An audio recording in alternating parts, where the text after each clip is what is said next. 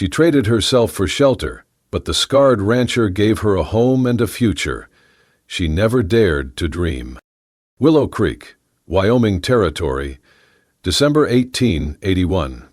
The wind howled down Main Street like a wounded beast, dragging flurries of snow in its wake and slamming them against the shuttered windows and crooked storefronts of the small town. Lanterns flickered behind frosted glass, casting trembling pools of light onto the frozen ground. In the shadow of the alley beside McAllister's saloon, Anna Harlow pressed herself into the brick wall, arms wrapped tightly around her ribs. Her lips were cracked, her fingers stiff with cold, and the thin shawl around her shoulders did nothing to stop the chill that had sunk deep into her bones. 3 days without food, 4 nights sleeping under porches, in stables, wherever she could find a corner of shelter, her stomach clenched at the scent of beef stew drifting from the saloon, rich, warm, taunting. She clenched her jaw and looked down, trying to will the hunger away. The saloon doors burst open with a gust of warmth and raucous laughter. 2 men stumbled out into the snow, their breath steaming in the frigid air. One of them paused, squinting toward the alley. "Well, what do we have here?" Amos Kane's voice was thick with drink and cruelty. He stepped toward her, boots crunching in the snow. "Little bird, all alone in the cold?" Anna shrank back, the bricks scraping against her spine. "Leave me be." He grinned, showing yellowed teeth. Now, that ain't friendly. I got a room upstairs. Fire's warm, bed's soft. You come up with me, I'll make sure you get supper."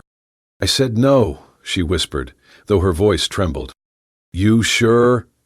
Amos's eyes narrowed, mean and sharp. "You got nowhere else to go. Don't pretend like you're better than what you are. I heard about you. Folks talk." He reached for her arm. "Let go," she said, louder now, twisting away. "Don't be stupid. It's a fair trade. Room and board for a bit of MacBear companionship." The lady said no. The voice cut through the snow like a blade, deep, steady, calm. From the shadows stepped a man, tall and broad-shouldered, a wide-brimmed hat dusted with snow, his duster coat flapping in the wind. The scar down his left cheek caught the lamplight, a pale line against sun-darkened skin. His eyes were a steely gray, unwavering. Amos turned. "This ain't your business, stranger." "It is now." The man's voice didn't rise, didn't threaten, but it didn't need to. Amos puffed up. You don't know who she is." "I know what she is right now. Cold, hungry, and being harassed by a man who can't take no for an answer." "You calling me a liar?" "I'm saying you should walk away." A tense beat passed. Amos's hand hovered near the pistol on his hip. Then he sneered and spat into the snow. "She ain't worth it anyway." He turned and stumbled back toward the saloon, muttering curses under his breath. Anna sagged against the wall, her legs threatening to give way. The stranger turned to her, assessing with quiet concern. "You're not all right," he said. "I'm fine," she lied. "When's the last time you ate?" She looked away. Without a word, he shrugged off his heavy coat and draped it around her shoulders. It smelled like saddle leather and wood smoke. Warmth spread through her body so fast it nearly made her cry.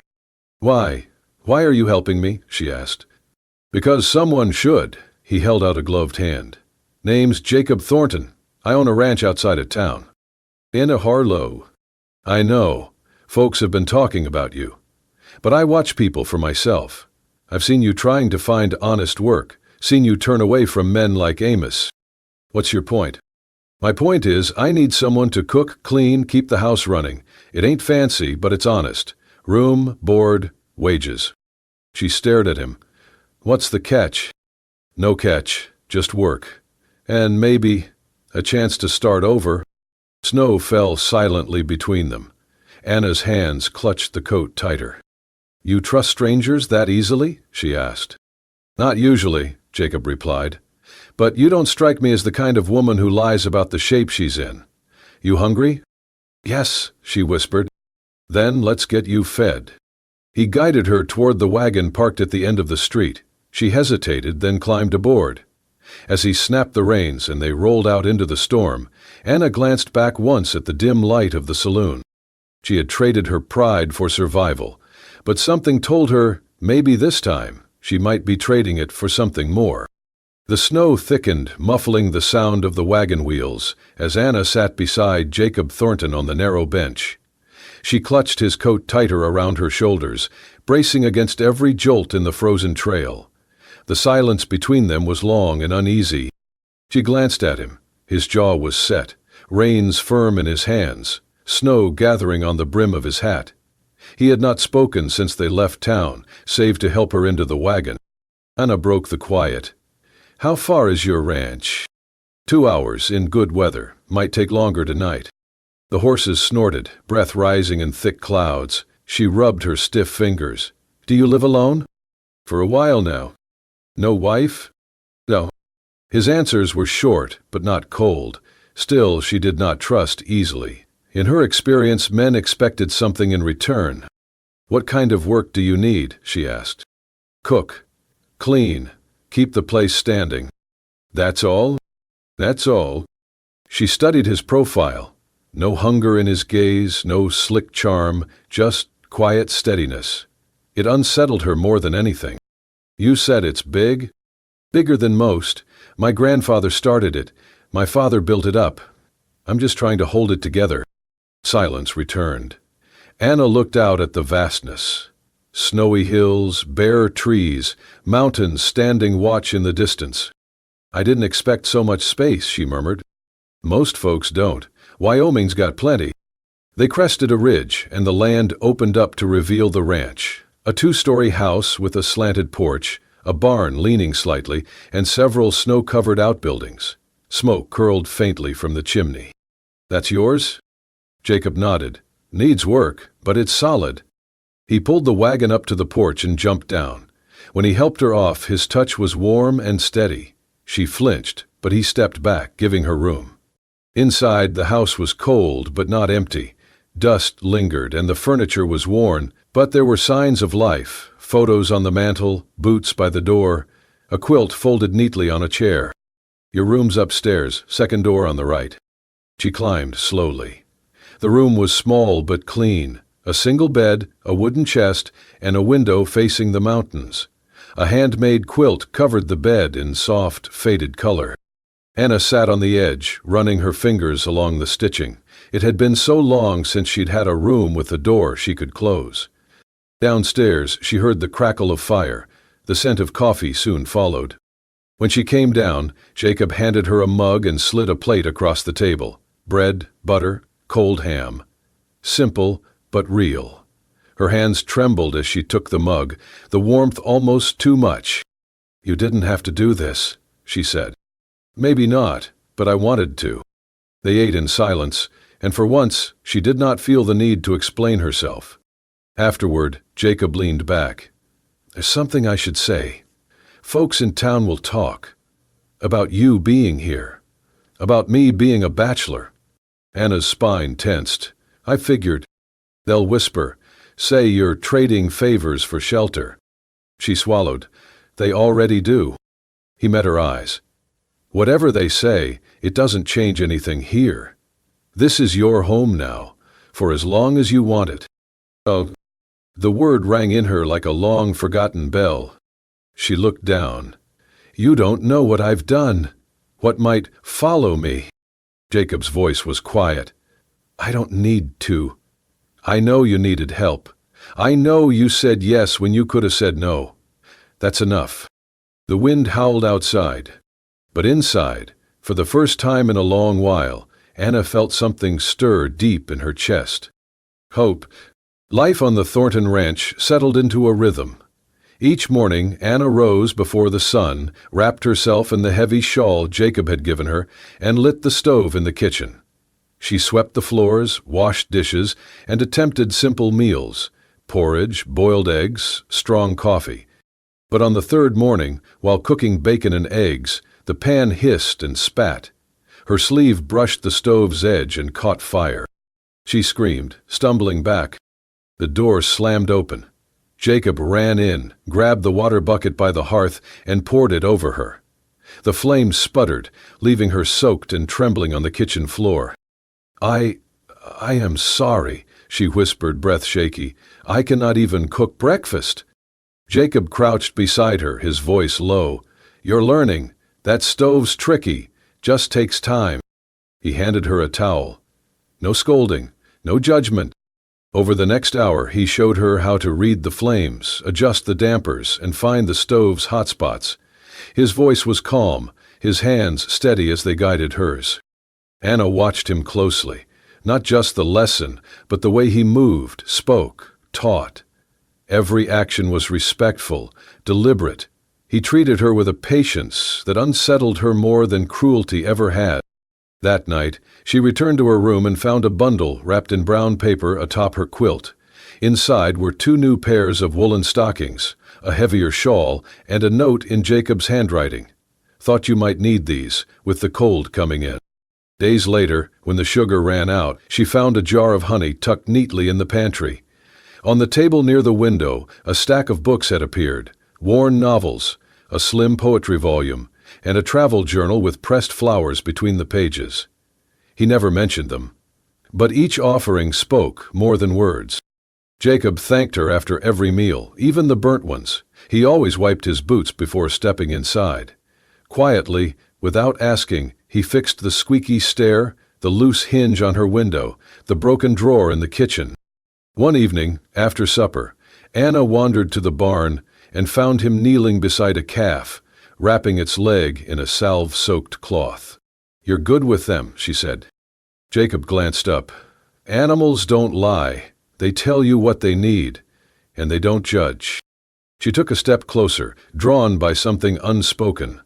The way he spoke to the calf, low, kind, made something in her chest tighten. She had not known gentleness could look like this.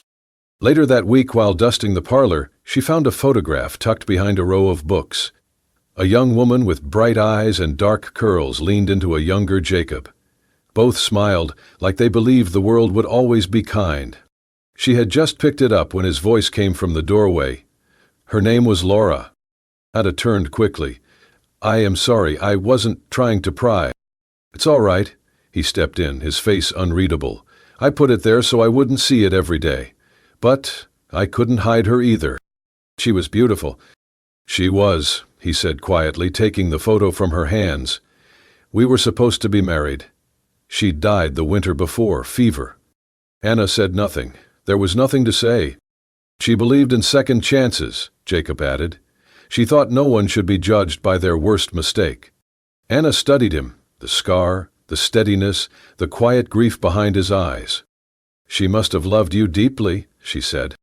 "She did." He placed the photo back on the mantel. "And I think she would have liked you." The words landed like a tremor in Anna's chest. She wanted to believe him, wanted to believe someone like her could be known and still be wanted. That night, when she returned to her room, she did not look away from the photograph on the mantel. She let its presence linger. For once, she did not feel like a trespasser. She felt invited. The morning sun glinted off the snow-covered fields, but the cold still bit sharp as ever. Anna was drawing the breakfast dishes when she heard the wagon wheels crunching into the yard. She glanced out the window and saw Jacob returning from town, his face shadowed beneath his hat. There was a tightness in his shoulders she recognized immediately. Trouble. He stepped inside, stomping the snow from his boots. "We need to talk," he said quietly. Anna set the towel down. "What is it?" "A man's been asking around town. Well-dressed. Said his name was Victor Harlow." Her breath caught. The name twisted like a knife in her gut. "Said he's your brother." She turned away, gripping the edge of the sink. "He found me." "Did not sound like a concerned family man," Jacob said. "Bill over at the general store said the man was asking questions. Wanted to know if anyone had seen you. Said there was family business that needed resolving." Anna stayed silent for a long moment. "He's not here because he misses me," she said finally. "Victor never does anything that does not serve him." Jacob crossed his arms. "What does he want?" "To silence me." Jacob's brow furrowed, but he did not interrupt. 3 years ago, Victor was courting the daughter of one of Father's business partners. Emily was just 17. Sweet girl, trusted him. Her voice grew quieter. One night, something happened. He took advantage of her, hurt her. Her family left town the next day. No explanation, just gone. But I saw the bruises. I knew what he did. She met Jacob's gaze, her own steady.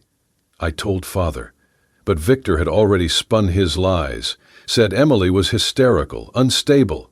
He convinced Father that I was trying to sabotage him out of jealousy or spite. Jacob's jaw clenched. And now? Victor knows I could ruin him. If I spoke to the right people, judges, business associates, society types, his whole reputation would crumble. He is not here to bring me home. He is here to make sure I never talk. Jacob nodded slowly. Then he will find me standing in his way. Anna looked at him, her heart tightening. I do not want you caught in this, she said. I already am. They were still standing in the kitchen when the sound of hooves broke through the quiet. Anna stepped to the window. A lone rider approached the house, his coat immaculate, his posture too perfect to be anything but practiced. Even from a distance, she recognized the way he held himself. Victor Harlow? He dismounted smoothly, tied the reins to the porch rail, and looked up at the house with a smug expression. Jacob moved to the door, but Anna stopped him. I will talk to him. I will be right behind you, he said. They stepped onto the porch together. Victor smiled at the sight of her. Well, well, there you are, little sister. You have certainly made yourself at home. Victor, I must say, I expected something. Less civilized. But this, he gestured to the house, is almost respectable. What do you want? She asked. To bring you home, of course. His voice was syrupy, each word oozing false concern. Father has been beside himself. Father disowned me, or did you forget? Victor's smile tightened. That was before he heard your side. I am sure if you came back and made amends. I am not going back. Victor's eyes flicked to Jacob. And I suppose this cowboy has something to do with your sudden defiance? Jacob stepped forward. She is not property. She makes her own choices. Victor's expression hardened. You think she told you the truth? You think she's some wronged girl just trying to survive? Ask her about what she did in Laramie. Ask about the scandal with Jonathan Webb. Anna's stomach turned. That is not your story to twist. Oi, but it is, Victor said smoothly.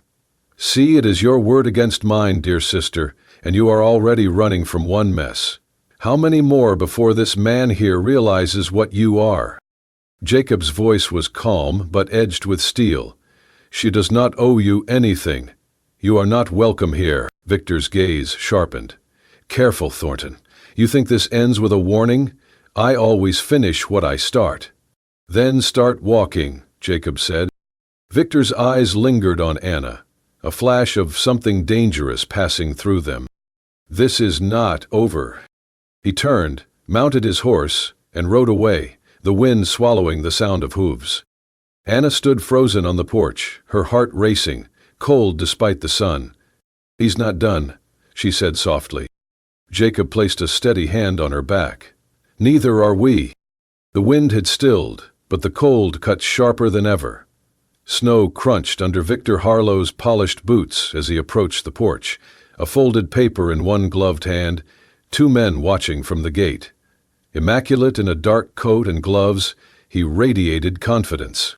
Anna and Jacob stepped outside to meet him. Victor raised the paper. Anna Harlow, by authority of Sheriff Latham, I'm placing you under arrest. Theft, $200 from your father's store. Jacob's voice was flat. Let me see the warrant. Victor gave a smug smile. This is family business. Stay out of it. Jacob didn't move. Warrant. Victor slid the paper back into his coat. The sheriff will sort it when she's returned. I didn't steal anything, Anna said. Victor spread his arms. You vanished the same night the money did. People will draw conclusions. You forged that document? Anna said. I don't need to forge anything, Victor said coolly. People just need a reason to question you, like Samuel Reed. Anna stiffened. Victor turned to Jacob. Did she tell you about him? The man who paid her when she was 17? That's enough, Anna snapped. She took his money, meals, clothes, little gifts, until she refused to give what he wanted most. Jacob looked at her. I was 17, she said. I thought he cared. Victor's smirk deepened. But she took the money. Same as with father, it's a pattern. Leave, Jacob said, stepping forward. Victor's hand moved fast, too fast. In a blink, he had a pistol aimed at Anna. She's coming with me, he growled. In the wagon or in a box? Time slowed. Jacob launched forward, tackling Victor to the ground. The gun flew into the snow. They grappled violently, until Victor yanked a blade from his boot and slashed. Jacob gasped as the knife grazed his arm, blood soaking his sleeve. Stop! Anna screamed, diving for the pistol near the porch. She pointed it, hands shaking. Victor! Let him go! The blade hovered above Jacob's throat. Do it, she shouted. I'll shoot. Victor froze, chest heaving. You don't have the nerve. Try me, Anna said. One more step and I end this. Jacob seized the moment to shove Victor away. They rolled apart, blood painting the snow. Victor stood, panting and furious. This changes nothing, he hissed. Anna steadied the gun. I know what you've done.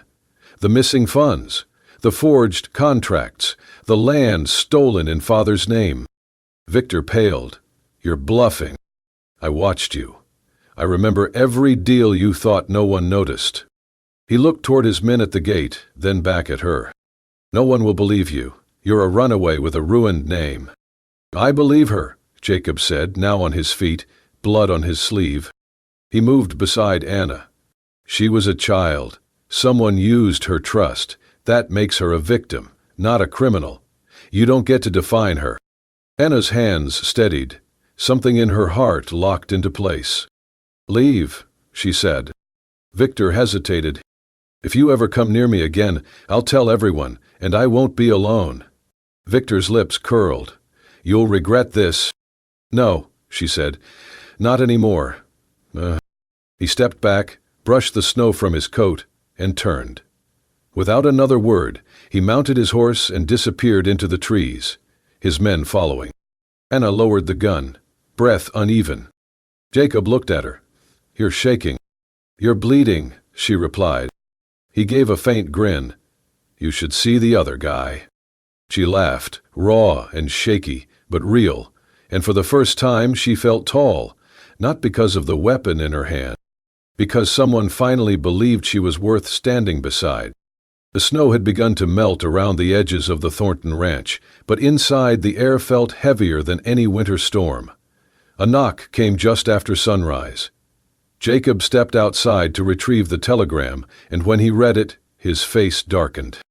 Anna, standing by the stove, felt dread coil in her gut. What is it? He handed her the yellow paper. From the sheriff's office, in Cheyenne. Her eyes scanned the words, and the blood drained from her face.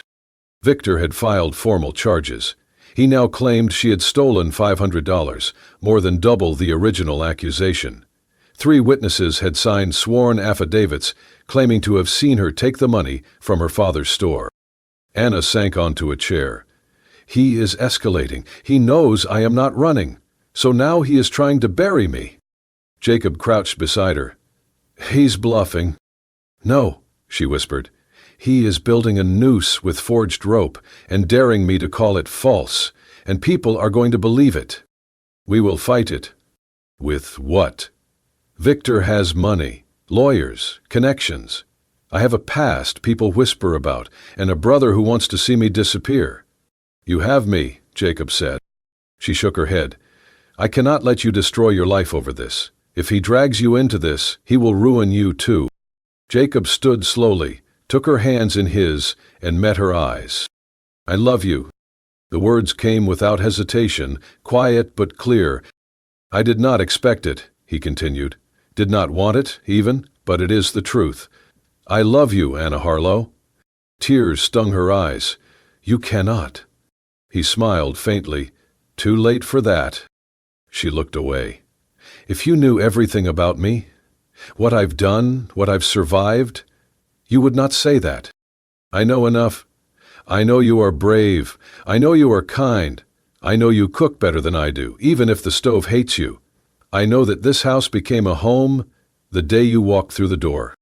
Her breath hitched, and for a moment she let herself believe it was possible to be seen, truly seen, and still loved. But the moment shattered with the pounding of hooves and the crunch of boots in snow. Jacob moved quickly to the porch. Sheriff Latham stood with 2 deputies, all 3 solemn beneath the brim of their hats. The sheriff held a folded paper in one hand. "Miss Harlow," he said, "I am afraid I have to take you into custody." Anna stepped outside, chin lifted. "On what charges?" "Theft and fraud," Latham said, "and fleeing prosecution. I have a warrant signed by the territorial judge himself." Jacob stepped between them. "Let me see it." The sheriff handed it over. Jacob scanned the lines, frowning. "This says $500. "New evidence came in," Latham said. "Apparently Miss Harlow's crime was more extensive than first believed." Anna's hands balled into fists. "That is a lie." "Then prove it," the sheriff said. "But you will need to do it in Cheyenne." Jacob's voice was calm. "She has the right to contact a judge." Latham hesitated. "Technically, yes." Anna looked to Jacob. "Judge Whittaker. He knows our family. His niece was—" Her voice caught. "Emily." Jacob's eyes widened. "The girl Victor hurt." Anna nodded. "He will listen." Jacob turned to the sheriff. "Let us send 1 telegram. That is all we ask." The sheriff sighed. "Fine, but I cannot wait long. You have until tomorrow morning." "I will ride into town myself," Jacob said. "I will send it within the hour." Anna stood on the porch, watching Jacob prepare his horse. "What if he does not answer?" "Then we will figure out what comes next, together." She nodded, then stepped forward and pressed her hand to his chest. "You meant what you said?" Jacob looked down at her. Every word. Then he rode toward town, the telegram burning a hole in his coat pocket, carrying her last hope on the strength of a simple message. Investigate Victor Harlow. Ask about Emily. Truth matters more than blood. The morning air was still, the sky pale gray as sunlight broke over the mountains. Jacob stood on the porch, reading a yellow telegram. His eyes moved quickly across the lines before he stepped back inside. Anna looked up from the table where she had sat most of the night, waiting. "Well?" she asked, her voice rough from exhaustion. Jacob held out the telegram. "It's from Judge Whittaker." She unfolded it with shaking hands. "Victor Harlow under investigation for fraud and possible involvement in Emily Rawlins' death. Federal inquiry underway. Charges against Anna Harlow under review. Federal marshal en route. Hold position." Anna stared at the words, her breath catching. "He believed me." Jacob knelt beside her. "Of course he did." "Then maybe I have a chance." "You always did," he said softly. By midday, Marshal Evans arrived, a tall man in a dark coat, dusted with snow. His 2 deputies remained outside, while he stepped into the parlor, a worn notebook in hand. "Miss Harlow," he said, tipping his hat, "I was sent by Judge Whittaker to begin a formal investigation. I need you to tell me everything." Anna sat stiffly on the settee, hands clenched in her lap. Jacob sat beside her, silently offering his hand. She took it. "I was 17, she began. "Victor was already my father's favorite. He knew it. He used it. I noticed the ledgers weren't right, missing money, fake entries. Victor always brushed it off." Marshal Evans nodded. "Go on." "Then Emily came along. She was sweet, trusted Victor. I warned her, but she believed he meant to marry her." Anna swallowed. "I found her crying. She didn't say much, but the bruises. The next morning her family left town, just vanished." She paused. "I tried to tell my father, But Victor got there first, told him I was jealous, that I lied. And the financial matters? Victor forged land deals, moved money into shell companies. I recognized the names. He used ones I'd helped file when I worked at the store. Marshall Evans scribbled notes. And the charges he filed against you? Al lies. I never stole anything. He created the story. Bought the witnesses. That's how he works. The marshal finished writing, then looked up. I believe you. Anna blinked. We've already discredited 2 of his witnesses. Judge Whitaker confirmed that Emily died of internal injuries consistent with assault. Her family only just spoke up. Anna's breath shook. Effective immediately, Marshall Evans said, the charges against you are dropped. Victor Harlow is wanted for fraud, obstruction, and possibly more. We'll find him. Tears filled her eyes, not from fear, but from release. Jacob hadn't let go of her hand once. As the marshal left, Jacob remained by her side, quiet. I didn't think this day would come, Anna said softly. You earned it, he replied. You fought for it.